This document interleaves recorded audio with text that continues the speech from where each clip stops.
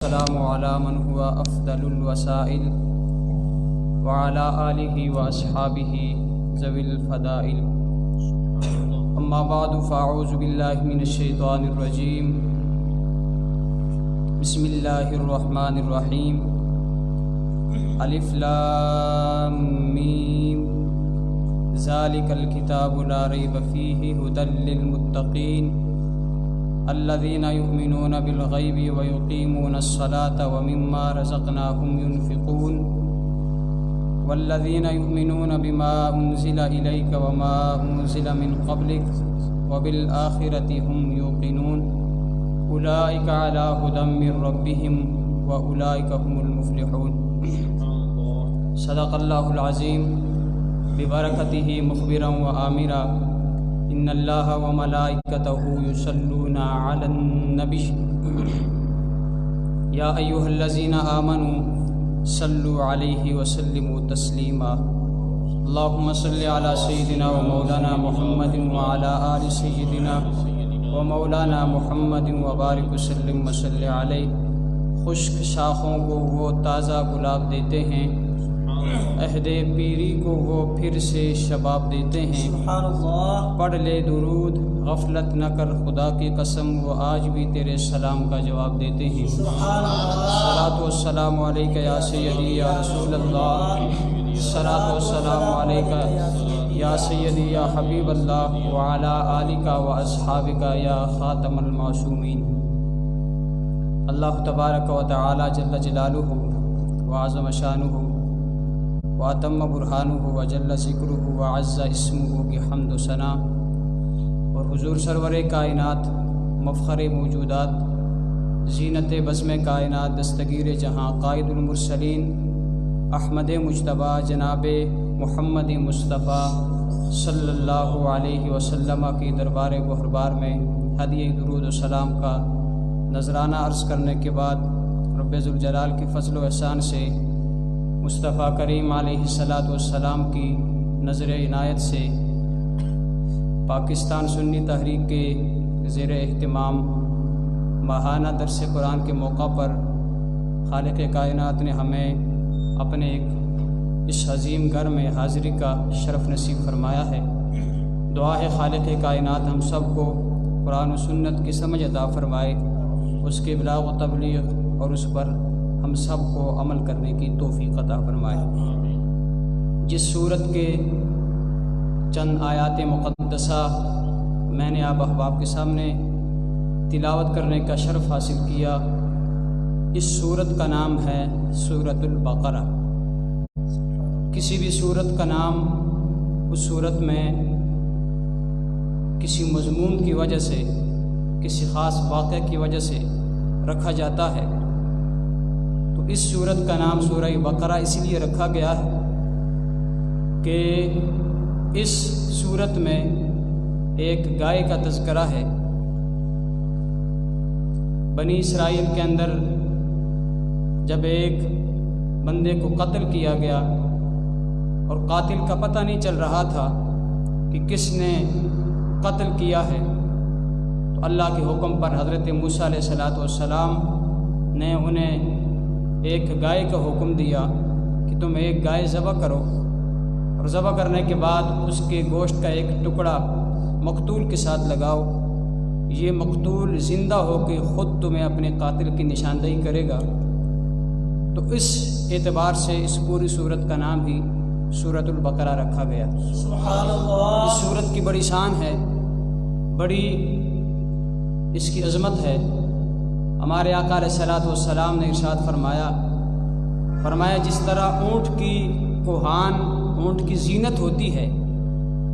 فرمایا قرآن کی زینت یہ سورۃ البقرہ ہے. اور ہمارے آقا علیہ الصلوۃ والسلام کا ایک اور فرمان عالی شان ہے. فرمایا جو بندہ جمعہ کی رات کو سورۃ البقرہ اور سورہ آل عمران کی تلاوت کرتا ہے،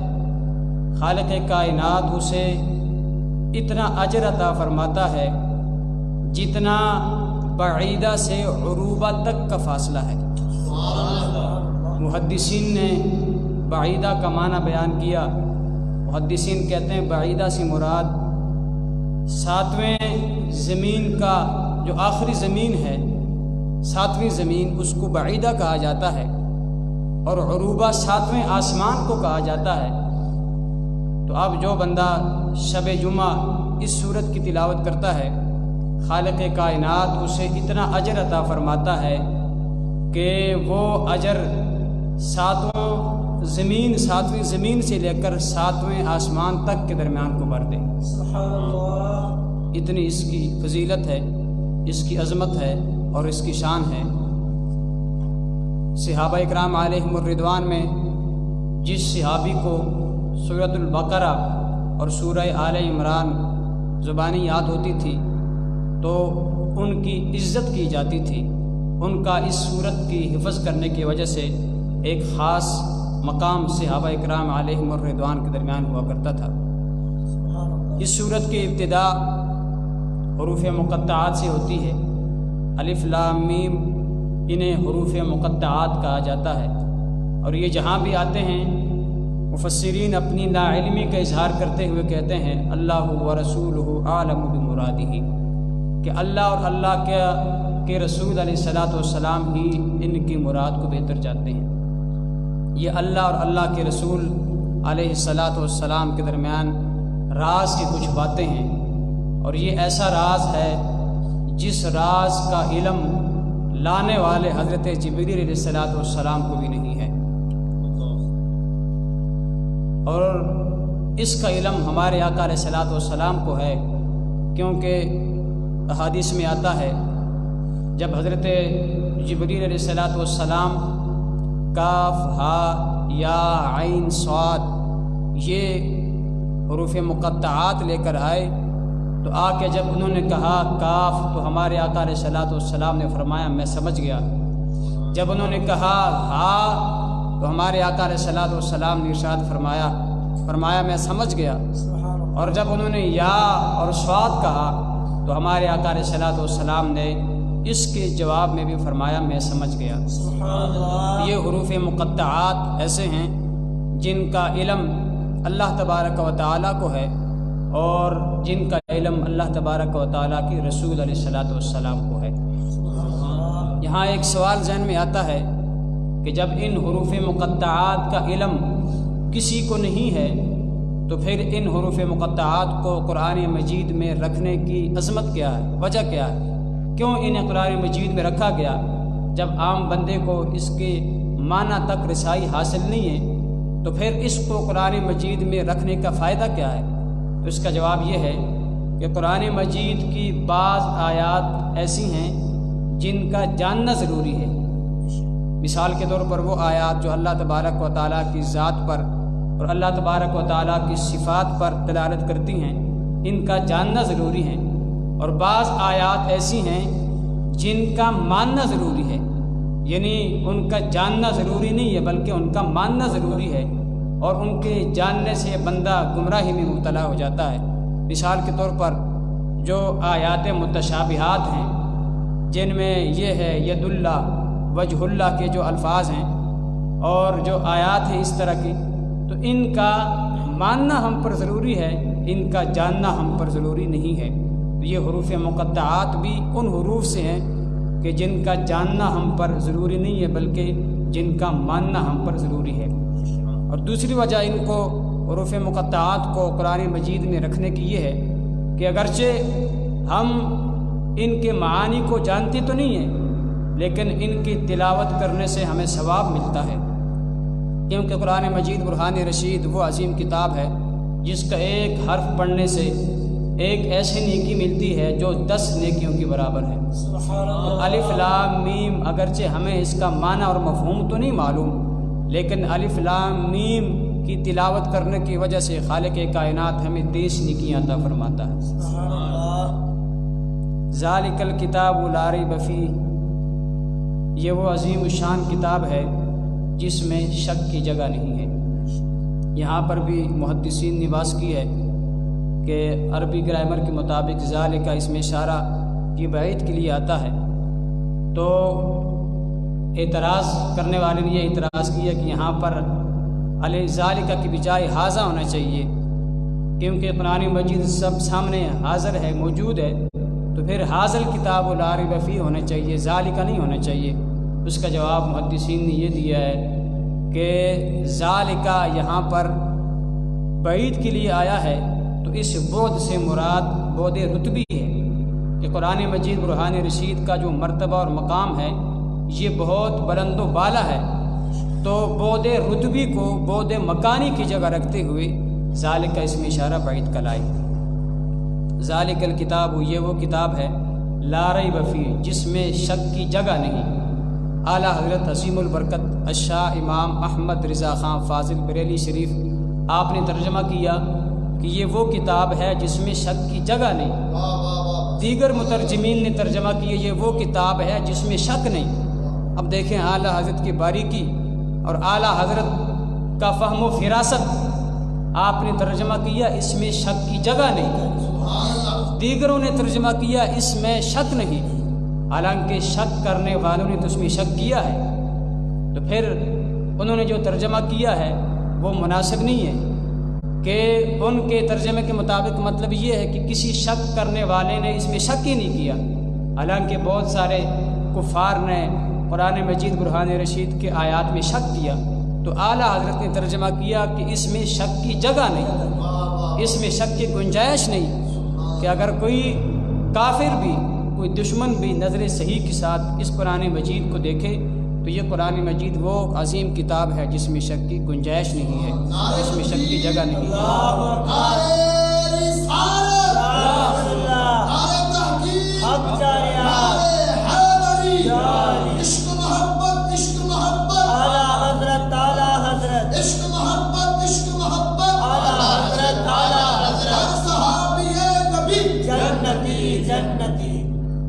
ہدی للمتقین، یہ عظیم کتاب وہ عظیم کتاب ہے جو متقین کے لیے ہدایت ہے۔ تقوی کا لغوی معنی ہوتا ہے ڈرنا، لیکن ایک ڈر وہ ہے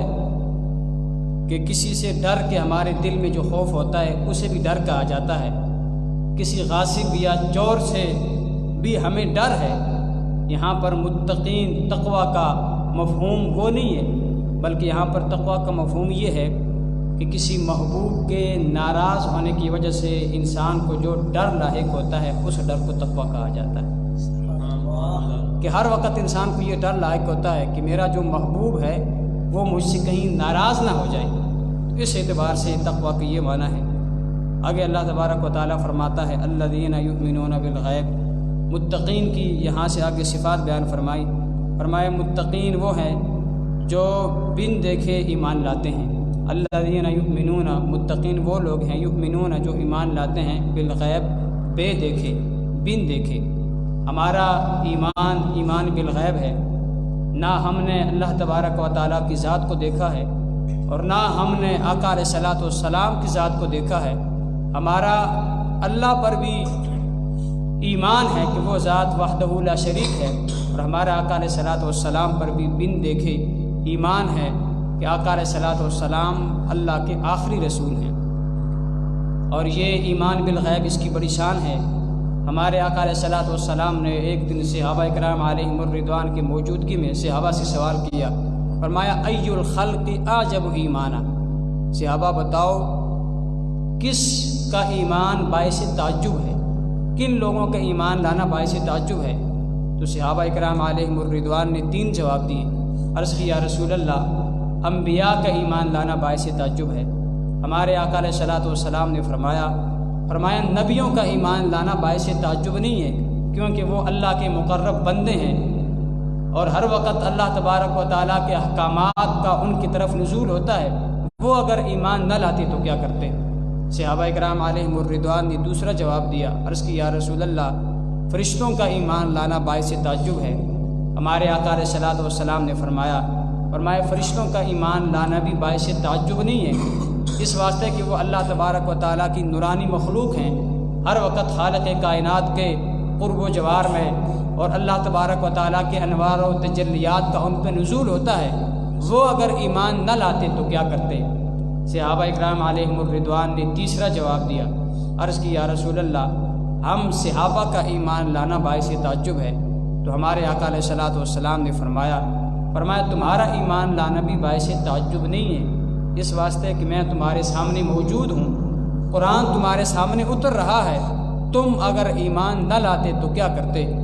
صحابہ اکرام علیہم الرضوان نے عرض کی یا رسول اللہ آپ خود ارشاد فرمائیں کہ کن لوگوں کا ایمان لانا باعث تعجب ہے؟ تو ہمارے آقا علیہ الصلوۃ والسلام نے فرمایا میرے غلاموں، ان لوگوں کا ایمان لانا باعث تعجب ہے جنہوں نے نہ مجھے دیکھا ہوگا، جنہوں نے نہ قرآن مجید کو اترتا دیکھا ہوگا، جو بن دیکھے اللہ تبارک و تعالیٰ کو وحدہ لا شریک مان جائیں گے اور بن دیکھے مجھے اللہ کا آخری رسول مان جائیں گے۔ ان لوگوں کا ایمان لانا باعث تعجب ہے۔ اور ایک اور مقام پہ ہمارے آقا علیہ الصلوۃ والسلام نے ارشاد فرمایا خوشخبری ہے ان لوگوں کے لیے جنہوں نے مجھے دیکھا اور دیکھ کر میرا کلمہ پڑھا، اور فرمایا ڈبل خوشخبری ہے ان لوگوں کے لیے جنہوں نے مجھے دیکھا بھی نہیں اور بن دیکھے میرا کلمہ پڑھ لیا انہوں نے۔ تو ایمان بالغیب اس کی بڑی شان ہے۔ آگے اللہ فرماتا ہے وَيُقِيمُونَ الصَّلَاةَ، متقین کی دوسری صفت یہ ہے کہ وہ نماز کو قائم کرتے ہیں۔ یقیمون یہ مضارع کا صیغہ ہے جس کے اندر استمرار ہوتا ہے، یعنی یہ نہیں کہ ایک نماز پڑھنے کے بعد دوسری نماز کی فکر ہی نہیں ہے، یا وہ ہفتے کے بعد جمعہ پڑھنے کے لیے آ جاتا ہے، بلکہ یقیمون الصلاۃ کا مطلب یہ ہے کہ وہ 5 وقت کی نماز کی پابندی کرتا ہے، پابندی کے ساتھ نماز کو ادا کرتا ہے۔ ہمارے آقا علیہ الصلوۃ والسلام نے اس بندے کی بڑی شان بیان کی ہے جو پابندی کے ساتھ نماز ادا کرتا ہے۔ آقا علیہ الصلوۃ والسلام فرمایا تم نے اگر گواہی دینی ہو اس اعتبار سے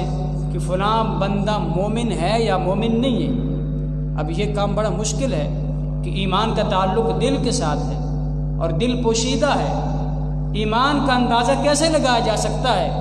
کہ فلاں بندہ مومن ہے یا مومن نہیں ہے؟ ہمارے آقا علیہ الصلوۃ والسلام نے فرمایا میں تمہیں ایک طریقہ بتاتا ہوں، ایک کام بتاتا ہوں، اگر وہ کام اس کے اندر موجود ہے تو پھر وہ ایمان والا ہے۔ اور وہ کام کیا ہے؟ ہمارے آقا علیہ الصلوۃ والسلام فرماتے ہیں اگر اس بندے کا مسجد سے تعلق مضبوط ہے، مسجد سے رابطہ اس کا مضبوط ہے، وہ مسجد آتا جاتا ہے، تو تم بن دیکھے بغیر سوچے سمجھے اس کے مومن ہونے کی گواہی دے دو، وہ مومن ہے، وہ کبھی منافق نہیں ہو سکتا۔ ایک اور مقام پہ آتا ہے ہمارے آقا علیہ الصلوۃ والسلام نے ارشاد فرمایا خالق کائنات ایک بستی کو ان کے گناہوں کی وجہ سے کبھی عذاب دینے کا ارادہ کر لیتا ہے، وہ ارادہ کر لیتا ہے کہ اس نے ایک بستی کو عذاب میں مبتلا کرنا ہے۔ آقا علیہ الصلوۃ والسلام فرماتے ہیں جب اللہ تبارک و تعالیٰ اس بستی میں 3 قسم کے لوگوں کو دیکھتا ہے تو اللہ کا غضب رحمت میں تبدیل ہو جاتا ہے۔ اللہ تبارک و تعالیٰ پھر اپنے عذاب سے سب سے اپنے عذاب کو ٹال لیتا ہے۔ ان 3 قسم کے لوگوں کی وجہ سے سب کے موجیں لگ جاتی ہیں۔ آقا علیہ الصلوۃ والسلام فرماتے ہیں ان 3 قسم کے لوگوں میں پہلے قسم کے لوگ وہ ہیں المستغفرین بالاسحار، جو سحری کے وقت استغفار کرنے والے۔ جب سارے لوگ غافل ہوں، ان غافل لوگوں میں اٹھ کے جو اللہ کو یاد کرنے والے ہوتے ہیں، جو نماز تہجد ادا کرنے والے ہوتے ہیں، فرمایا ایسے لوگوں کو جب خالق کائنات کسی بستی کے اندر دیکھتا ہے، اور وہ بستی ہوتی ہے جنہیں خالق کائنات نے ہلاک کرنے کا ارادہ کیا ہوتا ہے، جب خالق کائنات اس قسم کے لوگوں کو دیکھتا ہے تو اللہ اپنے عذاب کو موڑ لیتا ہے، ان کی وجہ سے سارے لوگ اللہ کے عذاب سے بچ جاتے ہیں۔ اور آقا علیہ الصلوۃ والسلام فرماتے ہیں دوسری قسم کے لوگ وہ ہیں جو مسجدوں کو تعمیر کرنے والے ہیں۔ جب کسی بستی میں کسی محلے میں ایسے لوگوں کو خالق کائنات دیکھتا ہے جو مسجدوں کو تعمیر کرنے والے ہوتے ہیں، اور تعمیر کر کے پھر مسجدوں کو آباد کرنے والے ہوتے ہیں، اور مسجد کے ہر چیز کا خیال رکھنے والے ہوتے ہیں، فرمایا ایسے لوگوں کو جب خالق کائنات کسی بستی میں دیکھتا ہے تو خالق کائنات کا جو عذاب ہے اللہ اپنا عذاب ان سے ٹال لیتا ہے۔ اور فرمایا تیسری قسم کے لوگ وہ لوگ ہیں، اللہ فرماتا ہے میری رضا کی خاطر جو آپس میں ایک دوسرے سے محبت کرتے ہیں، جن کا کوئی اور مقصد نہیں ہوتا، کسی مقصد کی خاطر، کسی لالچ کی خاطر نہیں، بلکہ میری رضا کی خاطر، میری وجہ سے جو لوگ ایک دوسرے سے محبت کرتے ہیں۔ فرمایا جب کسی بستی میں اللہ فرماتا ہے میں ایسے لوگوں کو دیکھتا ہوں تو ساری بستی والوں سے اپنے عذاب کو دور فرما دیتا ہوں۔ تو مسجد کو آباد کرنے کے اعتبار سے اتنی شان ہے، اتنا مرتبہ اور مقام ہے۔ ایک اور مقام پہ ہمارے آقا علیہ الصلوۃ والسلام نے ارشاد فرمایا جو بندہ نماز کے لیے وضو کرتا ہے، یعنی اب وضو یہ نماز سے پہلے کیا جاتا ہے، نماز اس کے بعد ادا کی جاتی ہے۔ نبی علیہ الصلوۃ والسلام فرماتے ہیں جو بندہ نماز کے لیے وضو کرتا ہے تو خالق کائنات اس کے پورے جسم کو وضو کی وجہ سے گناہوں سے پاک فرما دیتا ہے۔ یہاں تک کہ حدیث پاک کے الفاظ ہیں، نبی علیہ الصلوۃ والسلام فرماتے ہیں کہ خالق کائنات اس کے ناخنوں کے نیچے سے بھی گناہوں کو نکال دیتا ہے۔ کتنی شان ہے اس نماز کی کہ اس نماز کے لیے بندہ مومن نے جب وضو کیا، ویسے تو ٹھنڈک حاصل کرنے کے لیے بندہ جتنی بار وضو چھوڑ کے غسل کرے یہ مقام اسے نہیں ملتا، لیکن جب نماز ادا کرنے کے لیے وضو کرتا ہے، مخصوص آزاد ہوتا ہے، اس کی اتنی شان ہے کہ آقا علیہ الصلوۃ والسلام فرماتے ہیں وہ گناہ جو انسان کے جسم میں نظر نہیں آتے، اور انسان اگر چاہے کہ میں اپنے آپ سے گناہوں کو پاک کروں تو وہ گناہ جو نظر نہیں آتے وہ پاک کیسے کر سکتا ہے؟ آقا علیہ الصلوۃ والسلام فرماتے ہیں جو بندہ نماز کے لیے وضو کرتا ہے خالق کائنات اس کے جسم کو گناہوں سے پاک فرما دیتا ہے۔ فرمایا وَيُقِيمُونَ الصَّلَاةَ،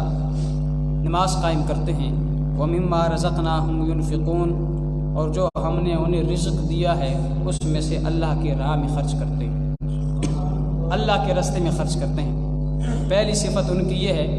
کہ ان کا ایمان بالغیب ہے، دوسری صفت ان کی یہ ہے کہ وہ نماز قائم کرتے ہیں، اور تیسری صفت یہ ہے کہ اللہ فرماتا ہے ہم نے جو رزق انہیں اور جو مال انہیں دیا ہوتا ہے ہماری راہ میں اس مال کو خرچ کرتے ہیں۔ اگر تم نے کسی ایسی ہستی کو دیکھنا ہو جن میں یہ تمام صفات پائی جائیں،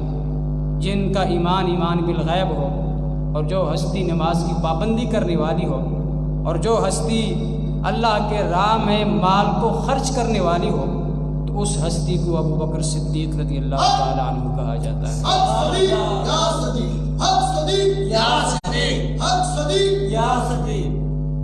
کتنا مال خرچ کیا؟ حضرت فاروق اعظم رضی اللہ تعالیٰ عنہ کی پوری زندگی یہ خواہش تھی کہ کبھی میں نیکیوں میں جناب ابو بکر صدیق سے آگے بڑھ جاؤں، لیکن جب بھی کوئی ایسا موقع آتا تھا صدیق اکبر آگے بڑھ جاتے تھے۔ ایک جنگ کے موقع پہ حضرت فاروق اعظم رضی اللہ تعالیٰ عنہ کہتے ہیں میرے حالات ٹھیک تھے، میرے پاس مال و دولت موجود تھا، آقا علیہ الصلوۃ والسلام نے اعلان کیا کہ ہم نے صبح جنگ کے لیے نکلنا ہے، لہٰذا جن میرے غلاموں کے پاس جو مال ہے اپنے ان مالوں کو پیش کیا جائے۔ حضرت فاروق اعظم کہتے ہیں کہ میں نے دل میں سوچا کہ آج میں نے ابو بکر صدیق سے آگے نکل جانا ہے، میرے حالات ٹھیک ہیں، سرکار نے اعلان کر دیا ہے، تو میں صدیق اکبر سے زیادہ مال لے کے آؤں گا، صدیق اکبر سے نیکیوں میں آگے بڑھنے کے لیے۔ جب مال لایا گیا سارے صحابہ کرام علیہم الرضوان مال لے کر آئے، آقا علیہ الصلوۃ والسلام نے ایک سے پوچھا کہ کتنا مال چھوڑ کے آئے ہو، کتنا مال لے کے آئے ہو۔ جب فاروق اعظم رضی اللہ تعالیٰ عنہ کی باری آئی، آقا علیہ الصلوۃ والسلام نے حضرت فاروق اعظم سے پوچھا کہ فاروق اعظم بتاؤ کتنا مال گھر چھوڑ کے آئے ہو، کتنا مال یہاں جنگ کے لیے پیش کیا ہے؟ حضرت فاروق اعظم نے عرض کی یا رسول اللہ آدھا مال میں گھر چھوڑ کے آیا ہوں اور آدھا مال میں نے پیش کر دیا، اور اپنے اعتبار سے یہ سوچا کہ آج میں صدیق اکبر سے آگے نکل جاؤں گا۔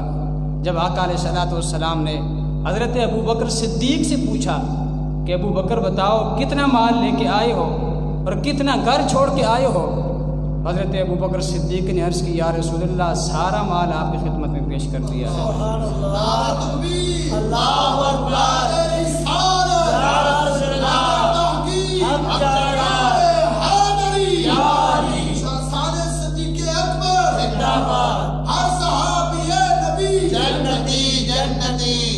ایک موقع پہ حضرت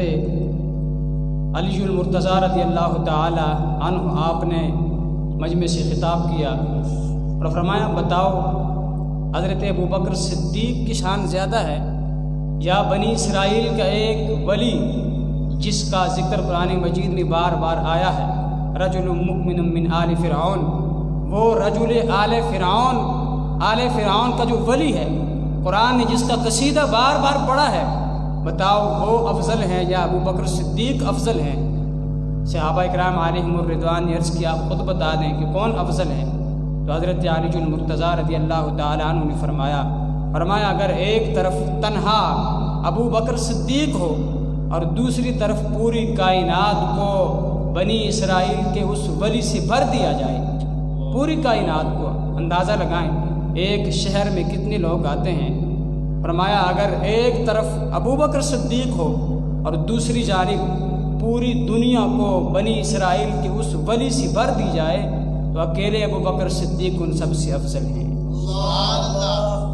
اکیلے ابو بکر صدیق بنی اسرائیل کے اس ولی سے جس کا تذکرہ قرآن مجید نے کیا ہے، پوری کائنات اگر ان سے بھر دی جائے تو اکیلے صدیق اکبر ان سے افضل ہیں۔ اور ایک اور مقام پہ ہمارے آقا علیہ الصلوۃ والسلام فرماتے ہیں، فرمایا میں نے خواب دیکھا، اور نبی کا خواب بھی اللہ کی وحی ہوتی ہے۔ فرماتے ہیں میں نے خواب دیکھا، خواب میں ایک بہت بڑا ترازو ہے جس کے ایک پلڑے میں مجھے بٹھایا گیا اور دوسرے پلڑے میں پوری امت کو، انبیاء سمیت پوری انسانیت کو بٹھایا گیا۔ فرمایا ایک طرف مجھے بٹھایا گیا، دوسری جانب نبیوں کو اور ان نبیوں کی امتوں کو، اور پھر قیامت تک آنے والی میری امت کو بٹھایا گیا۔ فرمایا میرا پلڑا ان تمام کے مقابلے میں بھاری رہا۔ فرمایا پھر میں نے دیکھا ایک پلڑے میں میرے ابو بکر صدیق کو بٹھایا گیا اور دوسرے پلڑے میں نبیوں کے سوا پوری امت کو بٹھایا گیا۔ حضرت آدم علیہ السلام سے لے کر آخری انسان تک نبیوں کے سوا پوری امت کو دوسرے پلڑے میں بٹھایا گیا۔ فرمایا جس طرح میں تمام مخلوق کے مقابلے میں باری آ گیا تھا، میرا صدیق بھی تمام کے مقابلے میں باری آ گیا۔ گلی گلی نگر نگر ابو بکر ابو بکر، گلی گلی نگر نگر ابو بکر ابو بکر، لٹایا جس نے اپنا گھر ابو بکر ابو بکر، چرچ جس کے عرش پر ابو بکر ابو بکر، چرچ جس کے عرش پر ابو بکر ابو بکر، لگے گا نعرہ فرش پر ابو بکر ابو بکر، گلی گلی نگر نگر ابو بکر ابو بکر۔ والذین یؤمنون بما انزل الیک، اور وہ لوگ جو ایمان لاتے ہیں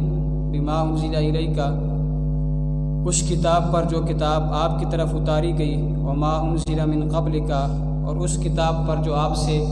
پہلے نبیوں پر اتاری گئی، وبالآخرۃ هم یوقنون، اور متقین وہ ہیں جو آخرت پر یقین رکھتے ہیں، جن کو یہ یقین ہے کہ آخرت ہے، قیامت ہے، قیامت پر جو یقین رکھتے ہیں۔ اللہ تبارک و تعالیٰ ایسے لوگوں کے لیے جن کی مذکورہ صفات ہیں خوشخبری سناتے ہوئے فرماتا ہے، فرمایا اولئک علی ھدی من ربہم،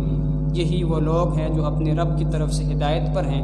واولئک ھم المفلحون، اور یہی لوگ فلاح پانے والے، کامیابی والے۔ دعا ہے خالق کائنات نے ان آیات میں متقین کی جو صفات بیان کی ہیں، اللہ تبارک و تعالی ہمیں بھی وہ صفات اختیار کرنے کی توفیق عطا فرمائے۔ وآخر دعوانا ان الحمد للہ۔